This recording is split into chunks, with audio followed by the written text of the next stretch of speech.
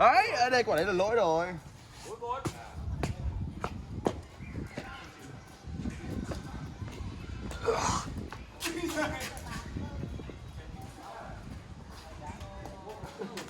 Ba bốn. Hai cái vòng ếch này. Chết buồn. Đấy. Ôi chết rồi, chết. Ôi giời. Ôi anh ơi. Bố đá chết anh tôi, anh tôi em bố đá tôi. Bố đá mày chết anh tôi. Ê!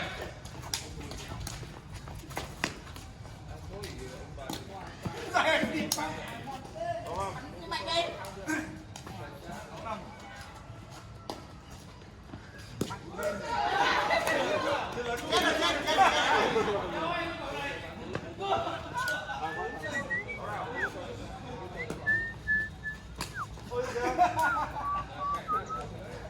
Đá 15 anh kia này.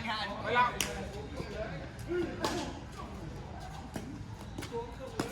Đấy. Ôi giời.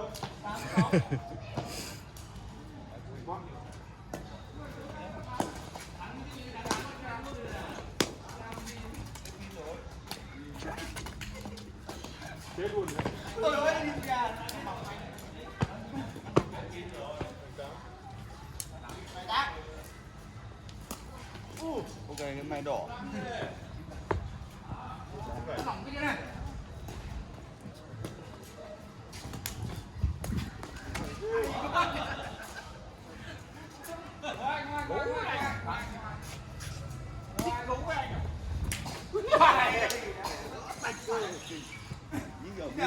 Choạch. Chín đều.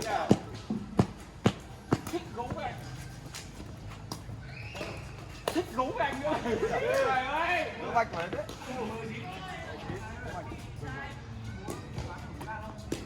Chết rồi đấy.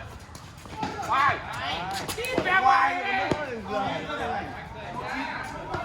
ta đỡ để nó quen đi để đá chân sau.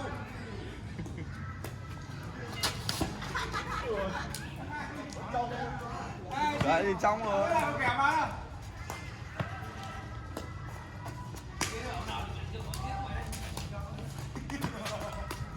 Còn anh thì đá sau hợp hơn đá trên. Không anh đá trên hay vậy gì nữa.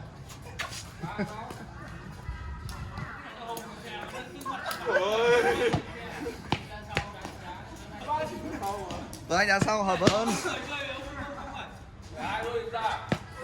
Hai đôi cùng ra mới đầu. Thắng đá tiếp mà. Luật tía mới này. Cái gì? 1-3 mà sao đấy hỏi cái gì? Cái này. Thái độ rồi. Ba đầu. Hỏi nhá. Ba đầu đúng không? Cái gì? Anh Quyền này, anh Quyền làm đội. Tôi bảo vậy đây. Ba đều. Ba đều rồi. Khổ quá.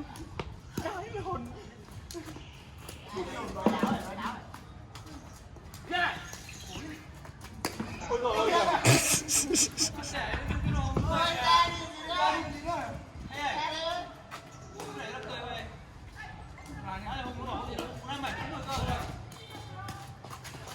Anh ơi. Đều 4. Ngoé này cứ mà cái thử dử giỏi đá thử xuống dưới này. Thử đá dưới cho xem. Mất 1. Vừa rồi đấy thua rồi. Thử đá dưới này cho xem. Thử đá dưới này cho xem. Anh ơi. Đấy. Nhỏ em bảo anh ơi thắng Quả rồi. chân cao chưa? Anh em vào chơi đôi nào. Anh cứ yên tâm. Anh đã chơi lên dưới nhỉ? Chết luôn đấy. Ấm hay.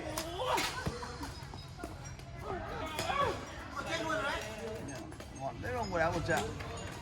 Thôi. Thôi.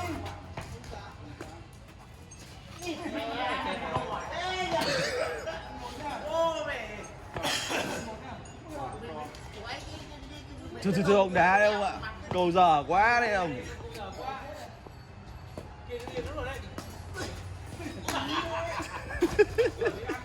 Hay. Tốt đấy. Thôi một đi. Thôi một đi. Đều anh ạ, đều. Ông hai bố đấy thì kinh rồi anh ạ.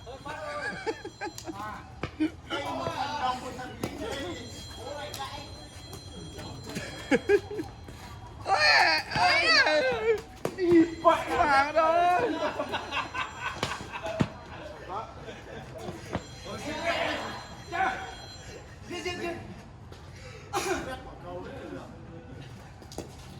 đánh nhau này, đánh nhau.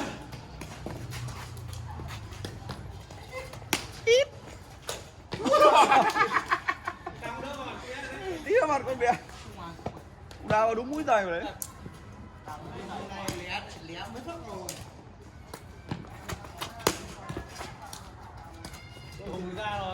Tuấn Anh này ngon đấy mà không đá kìa, nhót. Hay.